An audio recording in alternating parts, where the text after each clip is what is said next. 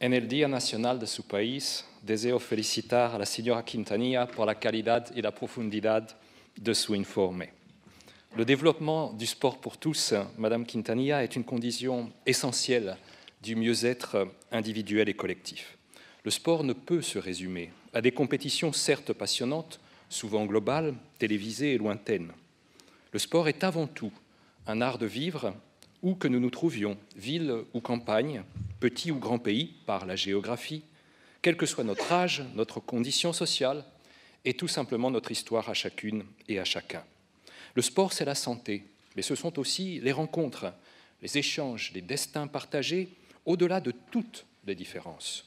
C'est parce que le sport est un atout considérable en faveur de la culture du vivre ensemble qu'il doit être précisément pour tous.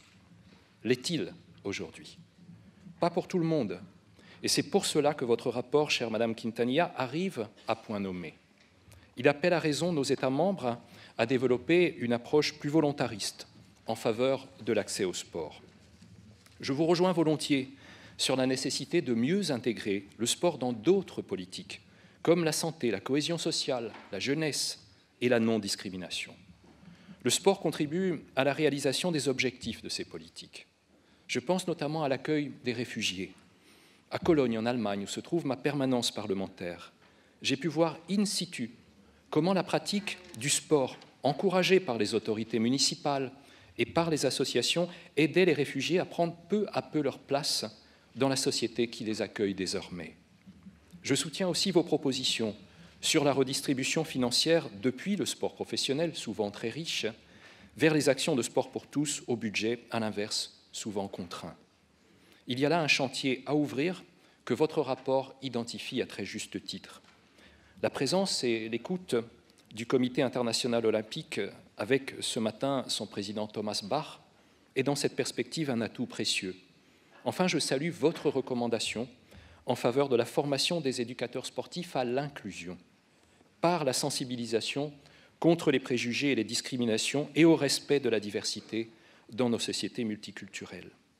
Dans les Balkans occidentaux, j'ai rencontré une organisation formidable qui s'appelle Play International, pionnière dans le secteur de l'éducation et de l'accompagnement par le sport. Play International a développé au Kosovo un programme inclusif destiné aux enfants de toutes les communautés. En 2015, ce programme a réuni plus de 3300 enfants pour un total de près de 400 activités. Je suis allé en avril dernier les voir jouer ensemble, filles et garçons, encadrés par une diversité du Kosovo.